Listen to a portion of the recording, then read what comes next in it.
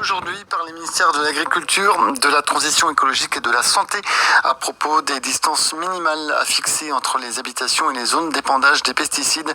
Le gouvernement a proposé des distances minimales de 5 à 10 mètres, bien en dessous des exigences des associations environnementales qui réclament 100 voire 150 mètres.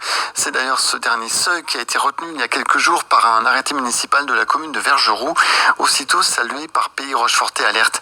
Christian Laporte, coprésident. C'est courageux parce qu'au niveau des communes qui n'ont pas les moyens juridiques de l'État, oser déjà prendre ses responsabilités et interdire l'usage des pesticides à moins de 150 mètres des habitations ou des lieux de travail, c'est déjà très courageux.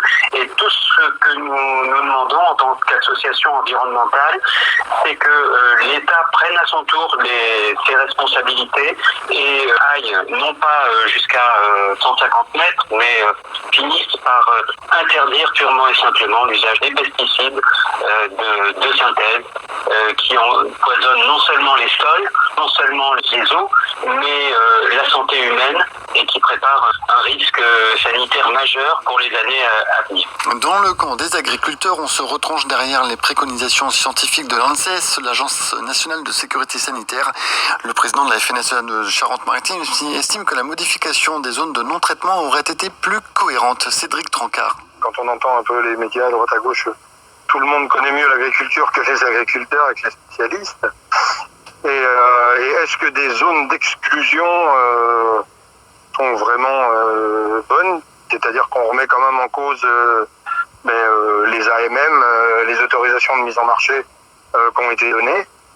Aujourd'hui, sur ces AMM, on a des ZNT, des zones de non-traitement, qui sont les cours d'eau, qui sont tout ce qui est défini dans la ZNT. Est-ce qu'il n'aurait pas été plus simple de rajouter certaines lignes dans cette loi de la zone de non-traitement et se servir des recherches qui existaient déjà, plutôt que vouloir créer quelque chose sans vraiment de support technique, quoi. Les résultats de la consultation seront analysés et dépouillés à partir de la fin du mois et un décret élaboré pour une application au 1er janvier 2020.